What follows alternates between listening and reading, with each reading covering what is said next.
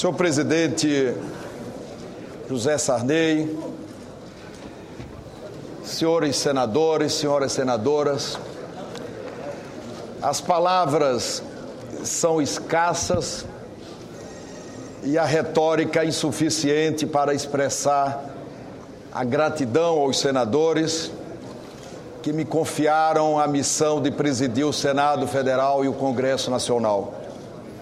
Uma confiança que só potencializa o ânimo, determinação e vontade de acertar. Faço, senhores senadores e senhoras senadoras, uma deferência especial ao presidente José Sarney, um visionário cuja história política é única.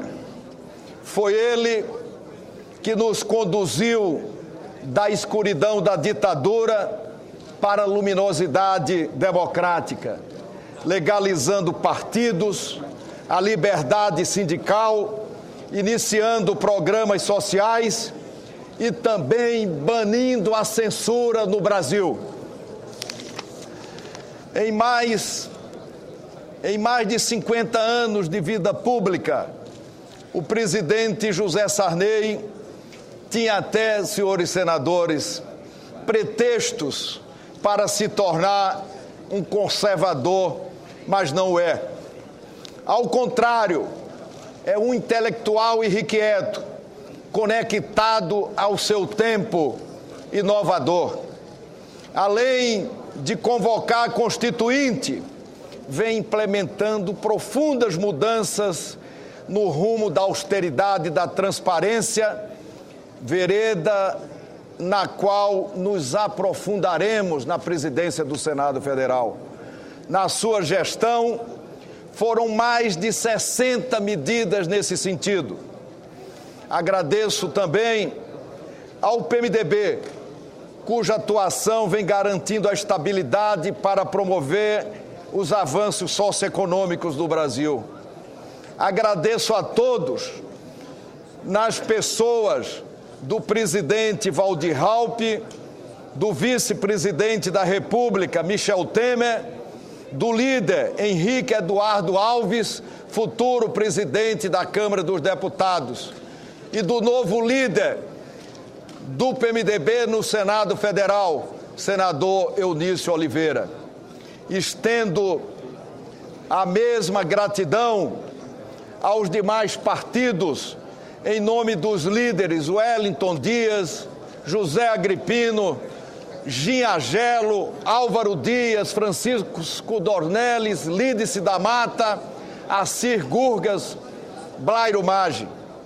Gostaria, senhores senadores e senhoras senadoras, de abraçar também os alagoanos que me confiaram a missão de representá-los no Senado Federal.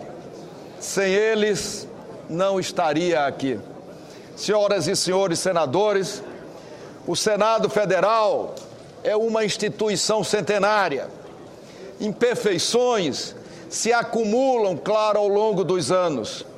Os excessos, os erros, entretanto, não se justificam de forma nenhuma uma antropofagia institucional. É diagnosticar e corrigir, como vem fazendo todos os dias o presidente José Sarney. Temos agora a oportunidade de aprofundar a mudança de costumes e de práticas. O Senado precisa se modernizar, se abrir mais ainda para a sociedade. Como os programas de computador, precisamos nos atualizar periodicamente. Devemos combater um vírus novo ou melhorar o mau desempenho, qualquer que seja, que possa comprometer a eficiência do sistema. Nenhuma instituição pode se achar perfeita ao ponto de prescindir de aperfeiçoamentos. Toda instituição precisa, senhores senadores, ser refeita diariamente. Só aqueles que têm a humildade de assimilar as críticas, que são permeáveis às depurações e admitem corrigir erros, mantêm sua respeitabilidade. Aceitar críticas é um gesto de humildade e desejo de interagir com a sociedade. Assim, teremos um legislativo forte. A instituição é sócia da crise pela qual passam todos os parlamentos. No caso brasileiro, senhores senadores, senhoras senadoras, há muitas razões. A Constituição Federal concedeu papel legislativo predominante ao Executivo. A deformação, senhores senadores, está no monopólio sobre temas de competência do Executivo e no Orçamento Geral da União, onde os mecanismos de execução, entre eles o contingenciamento sem planejamento, permanecem sob o controle do Executivo. Vamos vencer este desafio. Assim teremos um Executivo forte, um legislativo forte. Os desgastes causados pela peça orçamentária e sua execução, nem de longe, senhores senadores, se comparam às medidas provisórias que constitucionalmente só podem ser editadas em situação de urgência e relevância. Dois conceitos que foram banalizados ao longo dos anos, levando o Executivo a legislar por medidas provisórias e a atrofiar o Congresso Nacional. Neste sentido, vou me reunir com o presidente da Câmara dos Deputados já na próxima semana, para encaminharmos para essa questão uma solução definitiva. De outro lado, senhores senadores e senhoras senadoras, a revolução tecnológica incluiu na cultura das civilizações modernas a interatividade, velocidade nas respostas e instantaneidade na solução de problemas. Por ser uma instituição plural, complexa, democrática, composta por segmentos políticos que nem sempre representam a concórdia, o processo legislativo, em muitos casos, com pautas trancadas, obstruções políticas, não consegue apresentar uma resposta no tempo que lhe é cobrada pela sociedade. Ou nos atualizamos ou cairemos no abstencionismo legislativo. A sociedade, senhores senadores e senhoras senadoras, a sociedade muda, as leis precisam mudar e o parlamento, mesmo não sendo uma linha de produção, precisa reformar suas normas internas a fim de conferir mais agilidade e objetividade. É o que nós faremos, senhores senadores e senhoras senadoras, e assim teremos um legislativo forte. Senhoras senadoras, senhores senadores, o equilíbrio entre os três poderes precisa ser respeitado dentro do princípio de controles recíprocos, de pesos e contrapesos. O sistema de controle mútuo dos poderes só perdurou por ser o mais eficiente. Os poderes são autônomos, independentes e altivos, e assim os poderes permanecerão. Assim, com harmonia, teremos, senhores senadores e senhoras senadoras, todos teremos poderes mais fortes. Embora eu seja filiado a partido da base de apoio ao governo, o Senado Federal e o Congresso Nacional não são e nunca serão subalternos. A cooperação em prol de um Brasil melhor não implica em subordinação. Não acredito, senhores senadores e senhoras senadoras, na política do fim do mundo, mas também não é o fim do mundo o Congresso derrubar vetos presidenciais. Os vetos não mais se acumularão como mercadorias inservíveis. Criaremos em breve um novo mecanismo para limpar a pauta de vetos. Assim teremos, sem dúvida nenhuma, senhoras e senhores senadores, um legislativo mais forte. Sempre tive boas relações políticas com todas as correntes partidárias, marcadas pelo respeito e franqueza. Tenho, senhor presidente, senhores senadores, senhoras senadoras, tenho relações pessoais com todos os líderes e senadores do Senado Federal. E a democracia nada é mais do que o convívio das diferenças. Como todos sabem, não exerci a presidência do Senado Federal com métodos imperiais.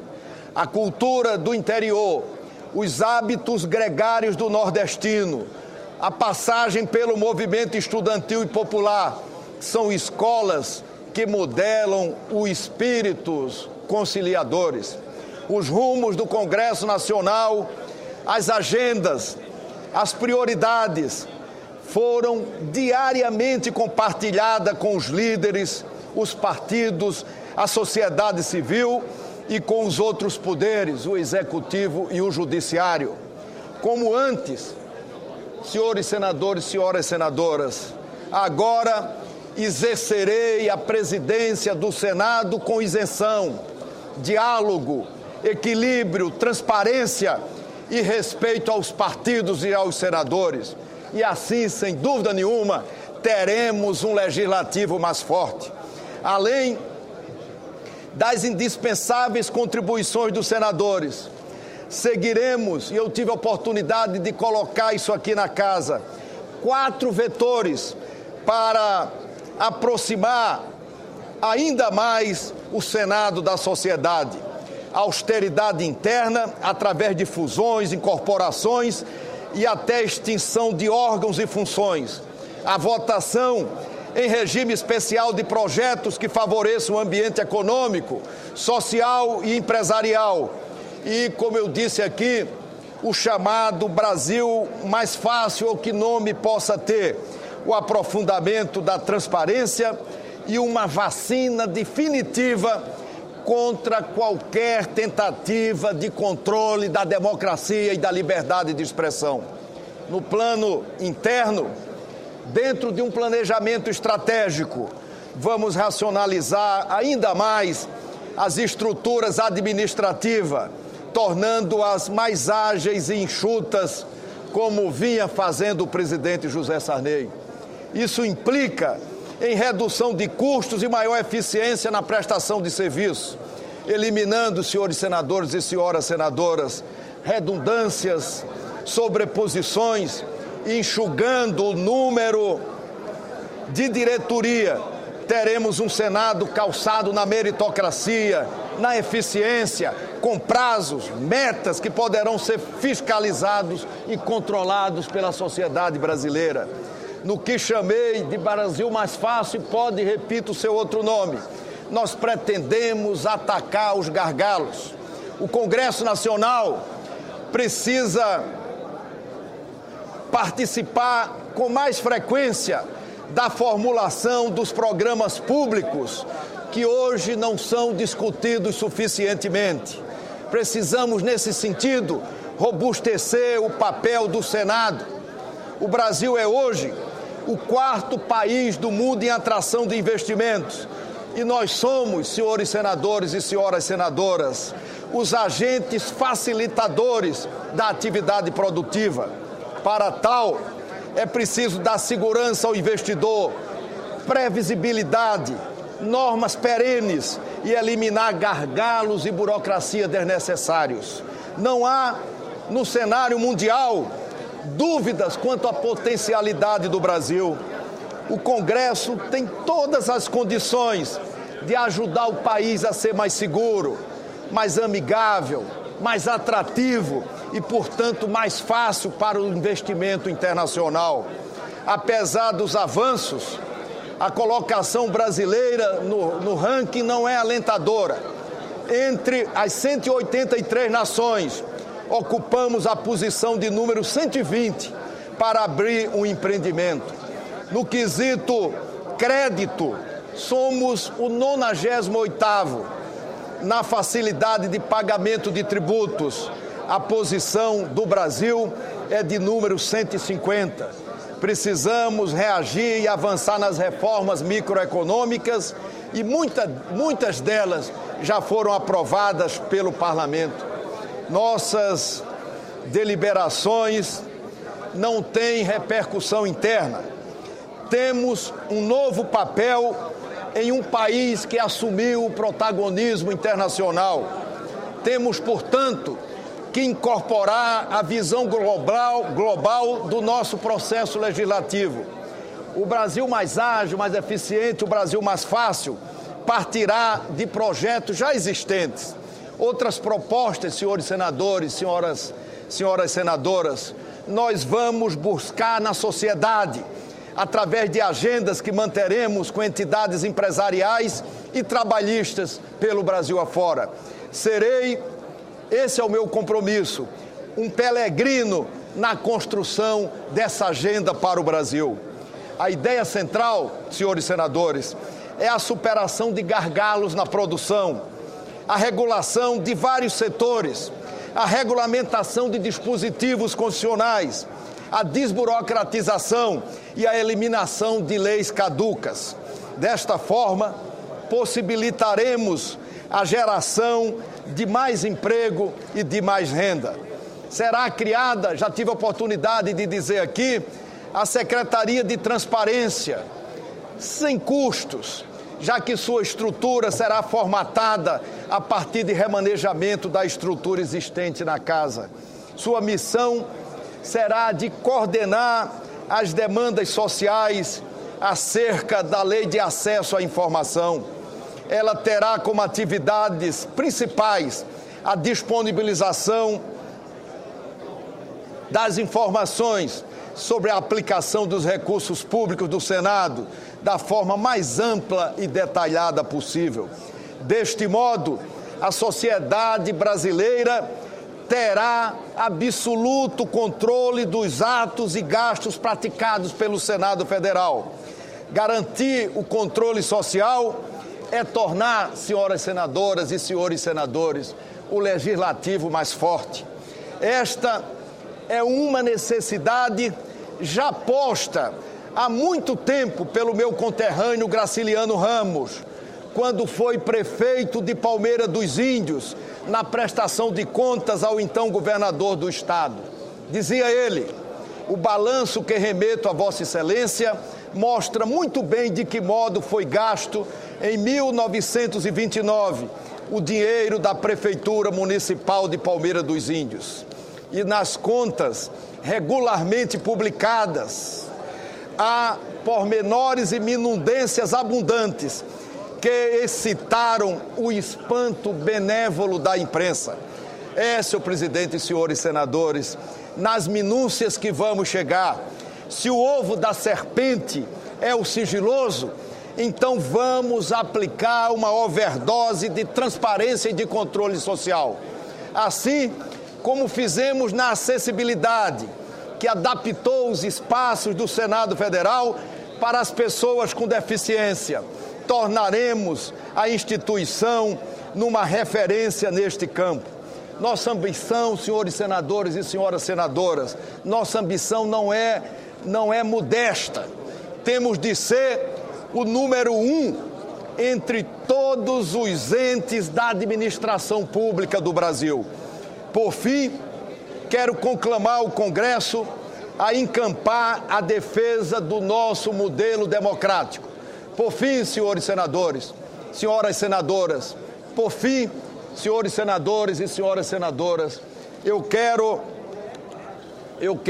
conclamar o Congresso Nacional a encampar a defesa do nosso modelo democrático. Temos que nos engajar e assumir uma firme posição em defesa da democracia e seu mais importante reflexo, a liberdade de expressão. Haveremos, senhores senadores, de interditar qualquer ensaio na tentativa de controlar o livre debate do país. Trata-se de um antídoto contra pretensões que vêm ocorrendo em alguns países. Temos que nos inspirar, sim, nas brisas de uma primavera democrática e criar uma barreira contra os calafrios provocados pelo inverno andino. Vamos criar uma trincheira sólida, se preciso, legal, a fim de impedir de barrar a passagem desses ares gélidos e soturnos. O modelo democrático brasileiro é único. Por isso, temos uma mulher na presidência da República e tivemos antes um operário, um trabalhador. Vamos preservar esse modelo que se opõe ao pensamento único e monocrático, insercíveis à democracia.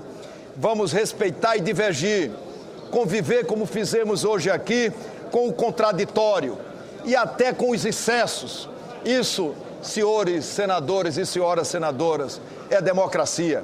Do ponto de vista conceitual, a liberdade de manifestação do pensamento, além de ser direito natural do homem, é premissa elementar às demais liberdades política, econômica, de associação e de credo religioso.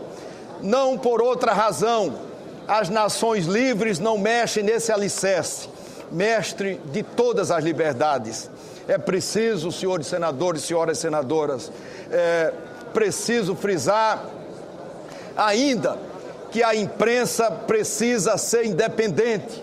A imprensa precisa ser independente não só da tutela estatal, mas também das forças econômicas. A pretensão de abolir a liberdade de expressão a qualquer pretexto, inclusive do ponto de vista administrativo, é totalmente imprópria, até mesmo insana.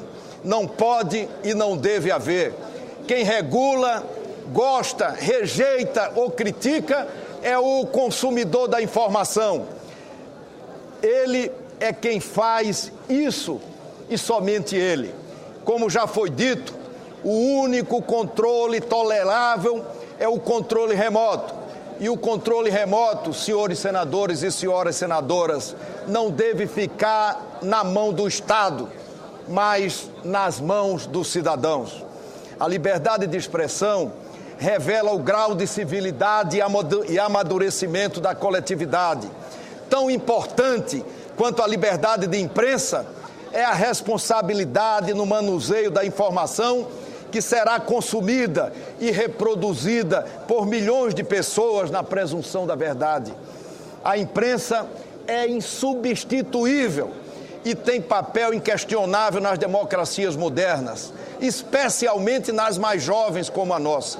Ninguém quer a imprensa que se agacha, como aconteceu sobre os sorrisos pálidos e acumpliciados na ditadura, que eu e muitos de nós combatemos na juventude. A liberdade de expressão é pedra angular da democracia. Compreendo em respeito a ela ser vítima da imprecisão, da ligeireza, dado que estamos amadurecendo conjuntamente. Tenho a clara e desapaixonada percepção do processo político, eventualmente atroz e injusto. Isso é o que me faz apostar no aperfeiçoamento permanente das instituições brasileiras, entre elas a imprensa, para corrigir os erros da democracia, mais democracia, para corrigir os excessos da imprensa, mais liberdade de expressão. Desta forma, recordo a presidente Dilma Rousseff, que recentemente afirmou preferir o barulho da imprensa livre ao silêncio das ditaduras. Eu também. Antes a exaustão na defesa do que a incapacidade de exercê-la. O ensinamento de Thomas Jefferson, um expoente democrático, merece ser lembrado, compreendido e respeitado. Onde a imprensa é livre e todo homem é capaz de ler, tudo está seguro. Segura está a democracia, forte estará o parlamento se levarmos adiante estes aperfeiçoamentos. Mais eficiência, mais transparência, mais austeridade, mais previsibilidade e um Brasil mais plural. Estes, senhores senadores, são 4 pontos cardeais. Portanto, nesse momento, conclamo ao Senado, vamos juntos cumprir essa jornada e que Deus ilumine a todos nós. Muito obrigado a todos.